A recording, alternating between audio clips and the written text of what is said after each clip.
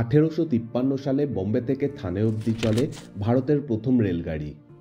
19 শতকের মাঝামাঝি বাংলায় রেলপথ প্রতিষ্ঠিত হয়।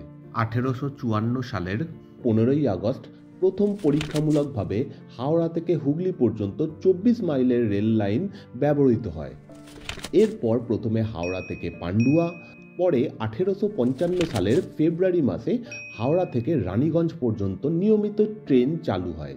প্রথমে পণ্য পরিবহনের জন্য চালু হলেও অচিরেই আরও বহু রেল লাইন বসে এবং মানুষের যাতায়াতের অঙ্গ হয়ে ওঠে রেলগাড়ি। রেলগাড়ি তখন মানুষের কাছে অদ্ভুত একটা জিনিস ছিল। সকলেই এই নতুন গাড়িখানা দেখতে ভিড় করতে লাগলো। এই সময় সংবাদ প্রভাকর কাগজে কবি ঈশ্বরচন্দ্র গুপ্ত লিখলেন, টাকা ছেড়ে থাবড়ায়, পার হয়ে হাবড়ায়, চলিয়াছে রেলওয়ের পথে।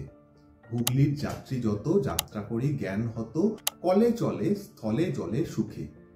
দীনবন্ধু মিত্র, হেমচন্দ্র বন্দ্যোপাধ্যায়, কৃষ্ণকামিনী দাস, রূপচাঁদ পক্ষী থেকে শুরু করে সত্যেন্দ্রনাথ দত্ত, রবীন্দ্রনাথ ঠাকুর সহ বহু লেখকের লেখায় এই নতুন আশ্চর্য যানের উল্লেখ ছিল। তা থেকে জনজীবনে এই দ্রুতগতির রেলগাড়ির ভূমিকা ও অভিঘাত কি বিপুল ছিল আন্দাজ করা যায়। লর্ড হার্ডিঞ্জ যখন বেসরকারি কোম্পানিগুলোকে ভারতে রেলপথ স্থাপন করার অনুমতি দান করেন, তখন থেকে মার্টিন কোম্পানি ভারতবর্ষ তথা বাংলার বিভিন্ন স্থানে যেখানে তাদের ব্যবসায়িক মুনাফা হবে সেখানে রেল লাইন পাতে। স্ট্যান্ডার্ড গেজ বা ব্রড গেজ লাইন ছাড়াও অজস্র ছোট আকারের মিটার গেজ বা ন্যারো গেজ রেল লাইন ছড়িয়ে পড়তে থাকে দ্রুত। বাংলায় ছোট রেল লাইনগুলোর মধ্যে সবচেয়ে বেশি প্রভাব ফেলেছিল ম্যাকলিওড, রাসেল অ্যান্ড কোম্পানি এবং মার্টিন অ্যান্ড কোম্পানি। ব্রিটিশ বাঙালি যৌথ মালিকানায় গড়ে উঠেছিল মার্টিন লাইট রেলওয়ে। 1890 থেকে 1947-এর স্বাধীনতা পর্যন্ত এই প্রাইভেট কোম্পানির অজস্র ছোট রেলগাড়ির স্বর্ণযুগ হয়ে ওঠে ভারতবর্ষ।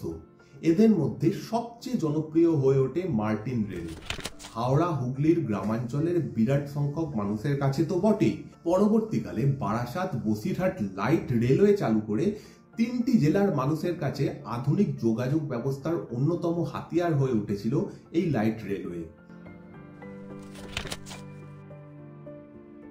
ইংরেজ ব্যবসায়ী টমাস অ্যাকুইনাস মার্টিনের সঙ্গে যৌথ উদ্যোগে এই রেল পরিষেবা গড়ে তুলেছিলেন বাঙালি উদ্যোগপতি স্যার রাজেন্দ্রনাথ মুখোপাধ্যায়। 1890 সালে তারা গড়ে তোলেন তাদের কোম্পানি মার্টিন অ্যান্ড কোম্পানি। এই মার্টিন অ্যান্ড কোম্পানি যুক্ত ছিল ভিক্টোরিয়া মেমোরিয়াল তৈরির সাথে, যে কথা আমি এই ভিডিওতে আলোচনা করেছি। 1854 সালের 23শে জুন বসিরহাটের একটি গ্রামের এক অতি সাধারণ পরিবারে রাজেন্দ্রনাথ মুখোপাধ্যায়ের জন্ম। সম্পূর্ণ নিজের চেষ্টায় এই কঠোর পরিশ্রমী ও সৎ বাঙালি একজন শীর্ষস্থানীয় সফল ব্যবসায়ীতে পরিণত হয়েছিলেন। তার পুত্র বীরেন মুখোপাধ্যায় বাবার মৃত্যুর পর ব্যবসার হাল ধরেন। হাওড়া আমতা, হাওড়া সিয়াখালা, বারাসাত বসিরহাট সবকটি শাখারই ডিরেক্টর ছিলেন স্যার বীরেন মুখোপাধ্যায়। রাজেন্দ্রনাথ টের পেয়েছিলেন যে হাওড়া হুগলি 24 পরগনার বিস্তৃত অঞ্চলে প্রচুর মানুষজন কাজের সূত্রে কলকাতা যাতায়াত করেন, কিন্তু তাদের জন্য কোনো সস্তা সুগম যাতায়াত ব্যবস্থা নেই। সেই অভাব দূর করতেই হাওড়া আমতা লাইট রেলওয়ে বা সংক্ষেপে HALR এবং হাওড়া সিয়াখালা লাইট রেলওয়ে বা সংক্ষেপে HSLR গড়ে ওঠে। 1 ফেব্রুয়ারি 1905 সালে বারাসাত থেকে বসিরহাট 26 মাইল দীর্ঘ এই রেলপথের সূচনা হয়। এরপর টাকি এবং ইছামতি তীরবর্তী হাসনাবাদ পর্যন্ত 2টি এক্সটেনশন লাইন খোলা হয়েছিল। যাত্রীর সংখ্যা অতি দ্রুত বৃদ্ধির কারণে 1908 সালে এই লাইনেই শ্যামবাজার শাখা খোলা হয়। গোটা উত্তর এবং পূর্ব কলকাতাকে ছুঁয়ে চলত এই মার্টিন রেল। শ্যামবাজার থেকে শুরু হয়ে পাতিপুকুর, বাগুইহাটি, হাতিয়াড়া, রাজারহাট, লাঙলপোতা, হাড়িয়াখোলা, খড়িবেড়ি, আমিনপুর, বেলেঘাটা জংশন হয়ে এই ট্রেন পৌঁছত হাসনাবাদ। নিত্যযাত্রী ছাড়াও কাঠ, পাট, মাছ, দুধ, মাদুর ও কৃষিজ পণ্য নিয়ে যেত এই লাইনের গাড়িগুলো। বাষ্পচালিত 5 কামরা বিশিষ্ট এই ধীর গতির ট্রেনে শ্যামবাজার থেকে বসিরহাট পর্যন্ত পৌঁছতে সময় লাগত প্রায় 4.5 ঘন্টা। ধীমে তালে ধীরে ধীরে মানুষের নিত্যদিনের যোগাযোগের সাথী হয়ে ওঠে এই রেলগাড়ি।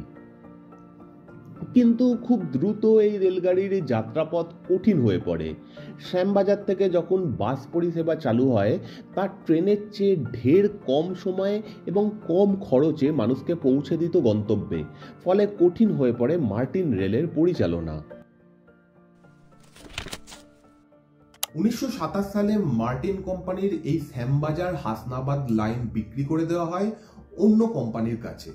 আরও পরে যাত্রীর সংখ্যা কমে যাওয়া, রেলপথ পরিচালনা ও রক্ষণাবেক্ষণের খরচ ক্রমাগত বেড়ে যাওয়ায় 1927 সালে কোম্পানি নিজেকে দেউলিয়া ঘোষণা করে।